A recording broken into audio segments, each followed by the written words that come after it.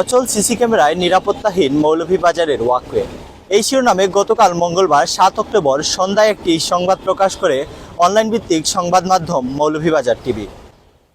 প্রতিবেদনে উল্লেখ করা হয়, মৌলভীবাজারের মনুর থিরগাসা শান্তিবাগ ওয়াকওয়েতে প্রতিনিয়তই স্কুল কলেজ পড়ুয়া শিক্ষার্থীরা অবাধ মেলামেশা ও সামাজিক যোগাযোগ মাধ্যম টিকটকে কন্টেন্ট ক্রিয়েশনের নেশায় নানান অঙ্গভঙ্গির ভিডিও দান করেন।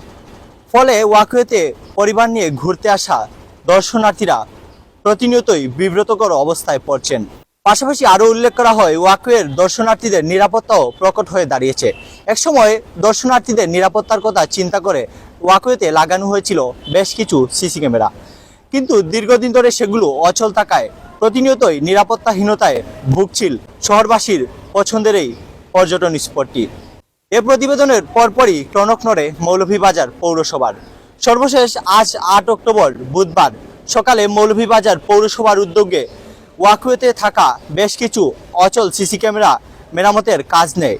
পাশাপাশি ওয়াকওয়েতে দীর্ঘদিন ধরে সৌন্দর্যবর্ধনের কাজে লাগানো বেশ কিছু লাইটও মেরামত করে মৌলভীবাজার পৌরসভা। এর ফলে অনেকটাই স্বস্তি ফিরেছে ওয়াকওয়েতে আসা দর্শনার্থীরা। আমরা একটু আগে কথা বলেছিলাম ওয়াকওয়েতে আসা এক দর্শনার্থীর সাথে।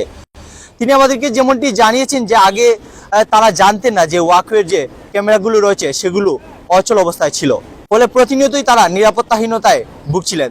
তবে যেহেতু বর্তমানে পৌরসভার উদ্যোগে সিসিটিভিগুলো সচল করা হয়েছে, ফলে অনেকটাই স্বস্তির সাথে তারা হাঁটাহাঁটিও শরীরচর্চা করতে পারবেন।